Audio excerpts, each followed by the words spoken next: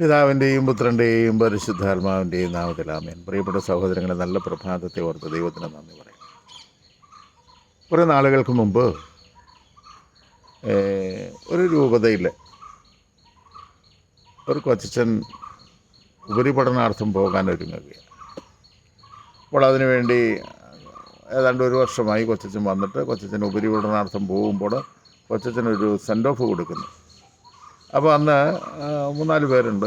അച്ഛനെപ്പറ്റി സംസാരിക്കാൻ കഴിഞ്ഞ ഒരു വർഷക്കാലം ഈ ഇടവകയ്ക്ക് ചെയ്ത സുസ്ഥിരമായ സേവനങ്ങളെ പറ്റിയൊക്കെ പറയാനാണ് ഇവരെല്ലാം നിൽക്കുന്നത്. വികാരി അച്ഛനും കൊച്ചനും ഒക്കെ മറ്റുള്ള ആൾക്കാരും സൺഡേ സ്കൂൾ അധ്യാപകരൊക്കെ ഉണ്ട്. അപ്പോൾ അങ്ങനെ സമ്മേളനം തുടങ്ങി. ഓരോരുത്തരായിട്ട് അച്ഛൻ്റെ ഗുണഗണങ്ങളും അനുഗ്രഹങ്ങളും നന്മകളും ഒക്കെ പറയുന്നു.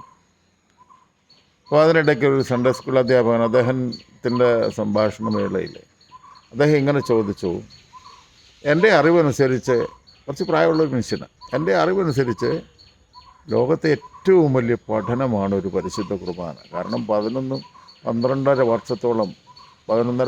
വർഷത്തോളം പഠിച്ച് ആണ് ഈ വലിയ പഠനം നടത്തി സ്വർഗത്തെയും ഭൂമിയെയും ഒന്നിപ്പിക്കുന്ന ഏറ്റവും വലിയ ദൈവീക രഹസ്യമായ പരിശുദ്ധ കുർബാന അർപ്പിക്കാൻ തക്ക യോഗ്യതയിലേക്കൊരു പൗരോഹിത്യം സ്വീകരിച്ച് വലിയ വിശുദ്ധനായി കടന്നു വരുന്ന ഒരു ചെറുപ്പക്കാരനായ പുരോഹിതൻ.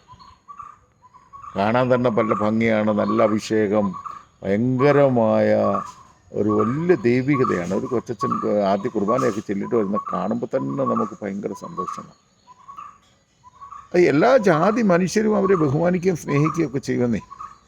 ഈ തിരുപ്പട്ട സമയത്ത് അവിടെയുള്ള അദ്ദേഹത്തിൻ്റെ നാട്ടുകാർ, വീട്ടുകാർ, കൂട്ടുകാർ, കാരണം സ്വർഗത്തെയും ഭൂമിയെയും തമ്മിൽ ബന്ധിപ്പിക്കാൻ കഴിയുന്ന ഈ ദിവ്യരഹസ്യം പരികർമ്മം ചെയ്യാൻ കഴിയുന്ന വലിയ യോഗ്യത കിട്ടിയൊരു മനുഷ്യൻ. അപ്പോൾ അങ്ങനെ അത് നടന്നുകൊണ്ടിരിക്കുന്നു. അപ്പോൾ അതിൽ സൺഡേ സ്കൂൾ അധ്യാപകനായ ഒരു ചേട്ടൻ എഴുന്നേറ്റിട്ട് ഇങ്ങനെ ചോദിച്ചു, ലോകത്തെ ഏറ്റവും വലിയ പഠനം പരിശുദ്ധ കുർബാനയെ അർപ്പിക്കാൻ തക്ക തരത്തിലുള്ള പഠനവും അതാണ് ഏറ്റവും വലിയ ദൈവികതയും എന്നൊക്കെ പറയുകയും പഠിപ്പിക്കുകയും ചെയ്തിട്ട് ഈ കൊച്ചൻ ഇനി എന്നാ പഠിക്കാൻ പോകും, എന്നാ ഉപരിപഠനത്തിനാണ് ഈ അച്ഛൻ പോകണത്? അദ്ദേഹം ചോദിച്ചപ്പോൾ സ്റ്റേജിലിരുന്ന വികാരച്ചൻ വല്ലാതെ വിഷമിച്ചു. അങ്ങനെ ചോദിക്കാവോ? ഏതായാലും